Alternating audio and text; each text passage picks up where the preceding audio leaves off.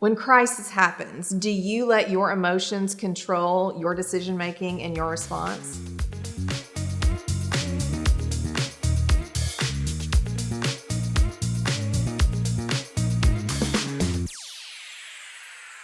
So welcome back. I'm Stacey Harris. This is the Help for Leaders podcast. Today we're going to be talking about emotional intelligence, specifically self-awareness. This is the first episode in a series of 5 episodes that we're going to be doing on EQ.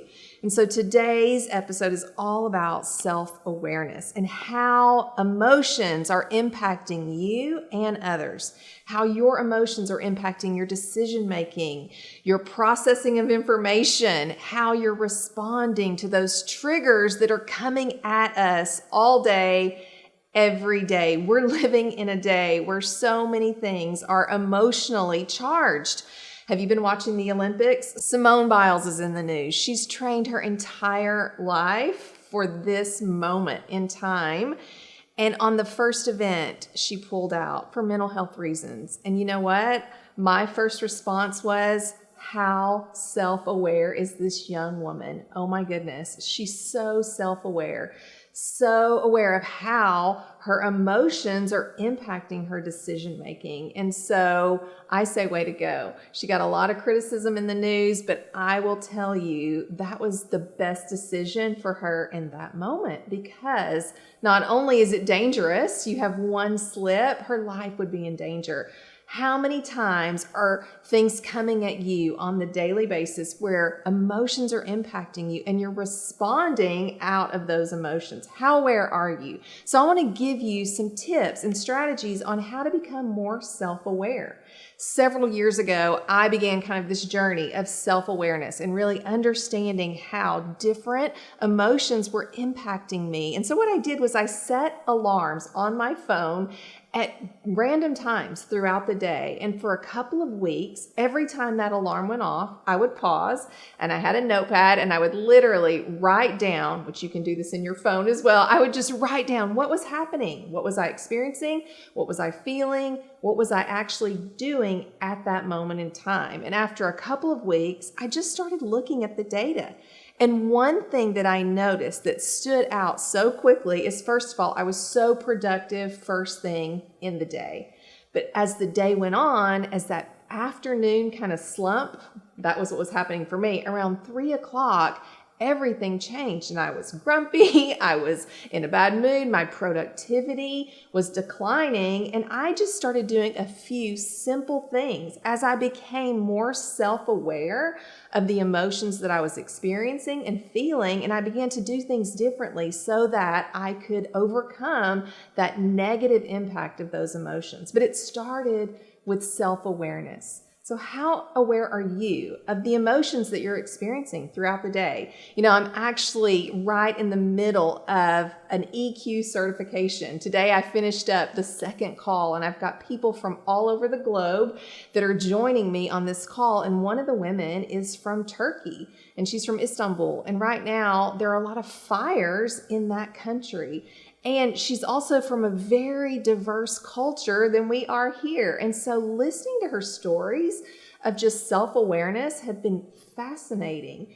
Also, one of the individuals that are on the call lives in Bar Harbor, Maine, which is an island out in the northern Atlantic Ocean. And so she was just talking about how she lives on 500 acres with no electricity and no running water on the weekends. And I thought, she goes out there on the weekends. She has a home in the city, but that's where she spends her weekends. And my first response was, peace. That sounds amazing. But then the more I thought about no water and no power, I started getting kind of anxious. But that's her retreat. And so anyway, how are emotions impacting your decision making? I will tell you, in today's society with a global pandemic, we're all experiencing a significant emotional event.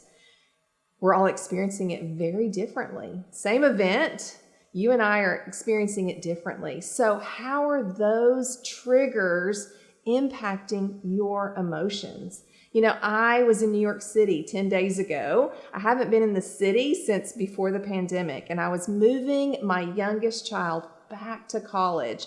And when we landed at JFK, I'm telling you, seeing that many people in one place, masked up, and then thinking about this was the epicenter in the United States of the pandemic at one time. And I'm telling you, I felt tightening in my chest. My palms started sweating as we're walking through the airport. I had to take some deep breaths underneath that mask just to kind of get control of my emotions. As soon as we stepped outside of the airport, we were able to take off the mask. Everything felt a little bit lighter, a little bit easier. And then the more we, got out into the city, it felt so much different than it did right there in that initial moment of stepping in to that city. Have you experienced things like that?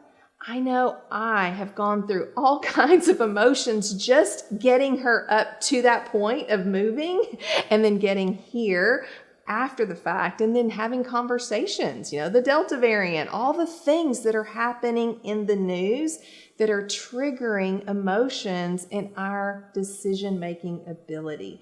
So I want to share a few tips with you on how to actually develop that practice of self-awareness.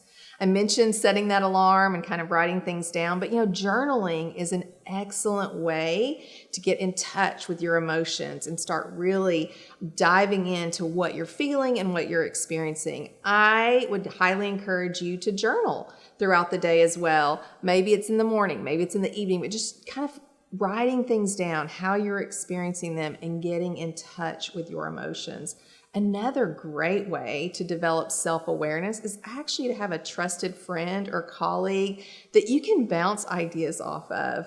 Maybe it's a work situation that you just experienced that didn't go as well as you had hoped. Talk about that with someone. Get some feedback. Explain the situation and what was going on, and then get some feedback from them. In my EQ certification that I'm conducting this week, we actually go through a self-awareness exercise where we have to think about the previous 24 hours. So I want to encourage you to do this. Think about the last 24 hours, and I want you to think about an event that happened to you, that an emotion was triggered. It can be a positive emotion, it can be a negative emotion.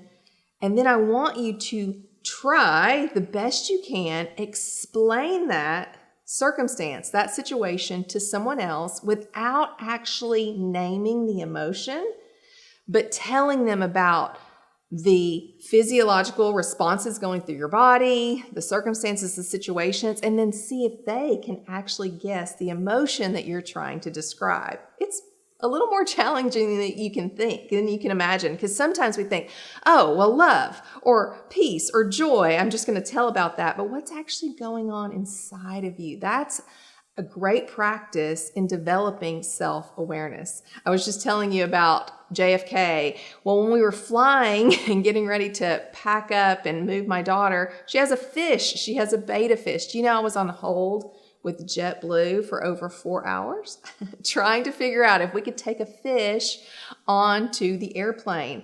I don't know about that music on hold for some organizations and what that does for you. Some of it's pleasant, some of it's not so pleasant. But you've probably had an experience with customer service or someone where you're on hold.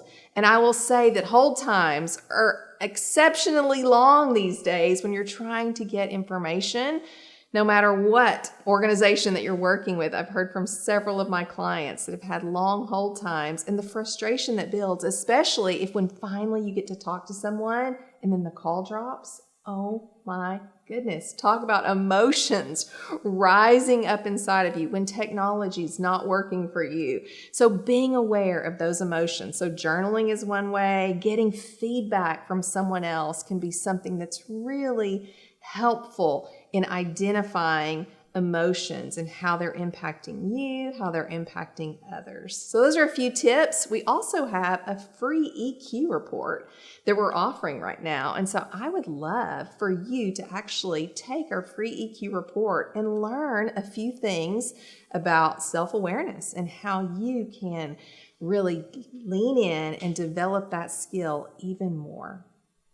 So I hope that you'll pause this week and really lean into understanding your emotions physiologically. What is actually going on in your body? I just described a few things that I was feeling in that moment of landing at JFK. Tightness, maybe, sweaty palms. Maybe it's excitement and joy. You don't have to have negative emotions going on. It could be elation and just absolute peace. Whatever those emotions are, do you understand them? Can you name those emotions? Can you actually pinpoint what's going on? Because that is the foundation of EQ, is self-awareness. You can't build self-regulation and motivation and social awareness and social regulation that we're going to be talking about over the next 4 weeks if you don't start with understanding your own emotions and how they're impacting you and others. Thank you for joining me on the Help for Leaders podcast. If you liked today's episode, I would love for you to click right here for more content. I've got things on DISC, driving forces, and EQ, and I'd love for you to click here and subscribe.